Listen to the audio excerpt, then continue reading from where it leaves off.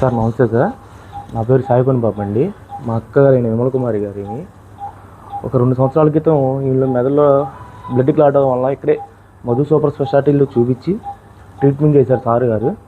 మళ్ళీ అదే ప్రాబ్లం మొన్న రీసెంట్గా 11వ తారీఖున మళ్ళీ ఎక్కువైపోయి ఆదివారం నాడు ఉన్నట్టుండి పడిపోయింది మా అక్కగారు. పడిపోతే గబగబా ఇక్కడే ట్రీట్మెంట్ తీసుకుంటుందని చెప్పి తీసుకొచ్చి చూపించాము. చూపిస్తే మెదడులో మళ్ళీ బ్లడ్ క్లాట్ అయ్యి నరం చెదిరి బ్లీడింగ్ బాగా అయింది. ఎంఆర్ఐ స్కాన్లు చూపారు డాక్టర్ గారు. ఓ రోజంతా ముందుల ద్వారా చూద్దాం నాన్న అని చెప్పారు. చూశారు కానీ సెట్ అవ్వలేదు.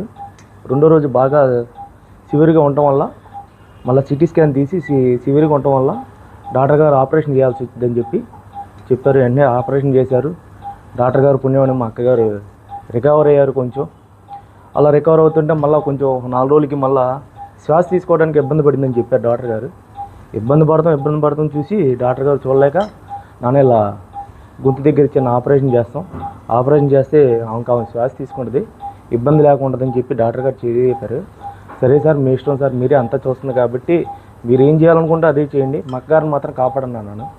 డాక్టర్ గారు చేసి శుభ్రంగా ఆమెను కాపాడారు. ప్రస్తుతానికి కొంచెంగా రికవర్ అవుతుంది. చాలా వరకు రికవర్ అయిపోయింది ఆల్రెడీ. 2 రోజుల్లో సార్ గారు చేసిన డాక్టర్ గారు పుణ్యమైన 2 రోజుల్లో మళ్ళీ మమ్మల్ని డిశ్చార్జ్ చేస్తా అన్నారు.